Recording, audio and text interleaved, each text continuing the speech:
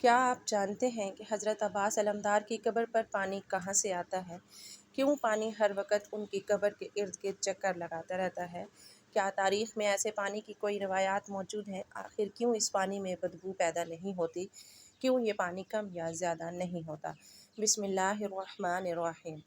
برطانوی تحقیق دان نے کیا تحقیق کی اور اس کے نتائج کیا تھے؟ ان سب سوالات کے جوابات کے لیے ہماری ویڈیو سے آخر تک بنے رہیے گا۔ بات شروع کرتے ہیں عراق کے پانی سے، جہاں پر نمکین اور کھارے پانی کے علاوہ پانی ملنا تقریباً ناممکن ہے۔ اس حال میں حضرت عباس علمدار کے روضے پر میٹھے پانی کا ہونا سائنسدانوں کے لیے انتہائی پریشانی کی بات ہے۔ لوگ تحقیق کرنے پر مجبور ہیں کہ آخر یہ خوش ذائقہ اور صاف شفاف پانی کہاں سے آ رہا ہے؟ کیوں اس کی رنگت اور ذائقہ نہیں بدلتا؟ آئیے پہلے آپ کو بتاتے چلیں کہ حضرت عباس حضرت مولا علی اور ام البنین کے فرزند ہیں۔ 61 ہجری میں کربلا میں اپنے بھائی حضرت امام حسین علیہ السلام کے ساتھ شہید ہوئے۔ حضرت امام حسین کے حکم پر آپ پانی لینے کے لیے علقمہ نہر پر گئے اور بڑی بہادری سے نہر سے پانی بھرا، لیکن وہاں پر ہی عمر بن سعد کے سپاہیوں نے انہیں شہید کر دیا۔ آپ کو اسی مقام پر دفن کر دیا گیا جہاں شہادت ہوئی، پھر وہاں ہی حرم حضرت عباس تعمیر کیا گیا۔ کہا جاتا ہے کہ وہی پانی جو آپ نہر علقمہ سے لینے گئے تھے لیکن خیموں تک نہ پہنچا سکے، اب بھی اسی نسبت سے پانی آپ کے روضے میں موجود رہتا ہے۔ کربلا کے میدان میں شدید پیاس کے باوجود بھی حضرت عباس علیہ السلام نے پانی پر قبضہ کرنے کے بعد اپنے آقا حضرت امام حسین علیہ السلام اور ان کے اہل و عیال کی پیاس کو مد نظر رکھتے ہوئے پانی نہیں پیا تھا، لہٰذا پانی خود ہی حضرت عباس علیہ السلام کے پاس چل کر آ گیا۔ ویڈیو میں آگے بڑھنے سے پہلے آپ کا سرداب کے بارے میں جاننا بے حد ضروری ہے۔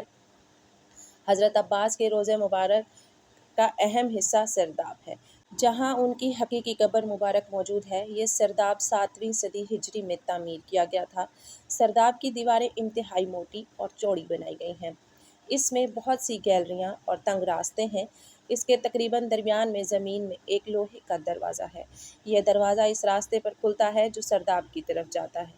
یہ راستہ 8 سیڑھیوں پر مشتمل ہے اور 8 سیڑھیوں کے بعد سرداب فرش شروع ہو جاتا ہے۔ سرداب والی گلی میں بعض جگہ قبریں ہیں اور گیلری کی دیوار جو کہ حضرت عباس علیہ السلام کی قبر اقدس کے قریب ہے، اس میں محراب نما طاق بنے ہوئے ہیں۔ سرداب میں بنے ہوئے محراب نما طاقوں کی تعداد 13 ہے اور یہ سب پیمائش میں ایک دوسرے سے مختلف ہیں۔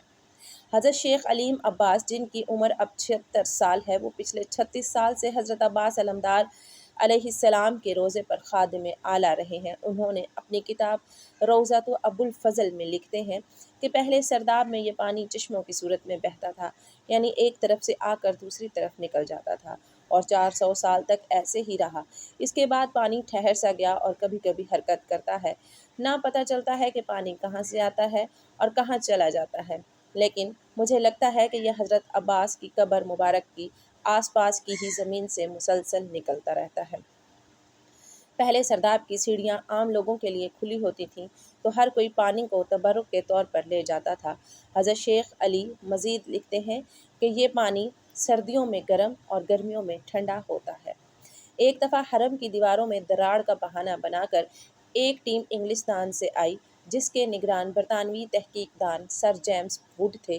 وہ ٹیم آئی تو دیوار میں موجود دراڑوں کو جانچنے لگی، لیکن ان کا مقصد قبر کے ارد گرد موجود پانی پر تحقیق کرنا تھا۔ جیمز ووڈ اپنی کتاب دی ٹروتھ میں لکھتے ہیں کہ جیسے ہی ہم نے قبر کے ارد گرد چند فٹ تک زمین کی کھدائی کی تو ہم حیران رہ گئے کہ سارا پانی ہمارے کھودے گئے سوراخوں میں واپس چلا گیا۔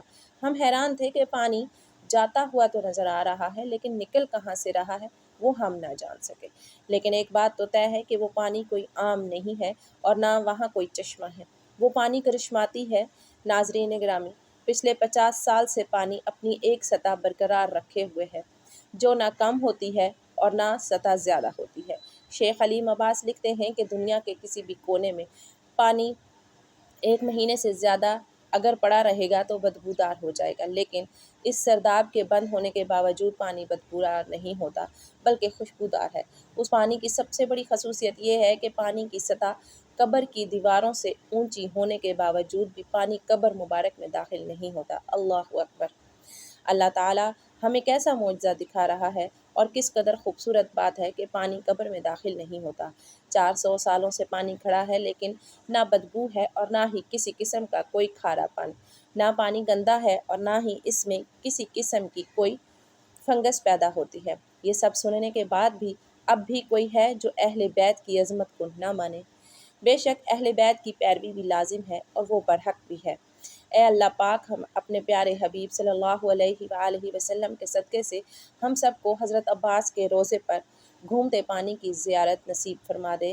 آمین لکھنا مت بھولیے گا، نہ جانے کس کی آمین سے ہم سب کی دعائیں قبول ہو جائیں۔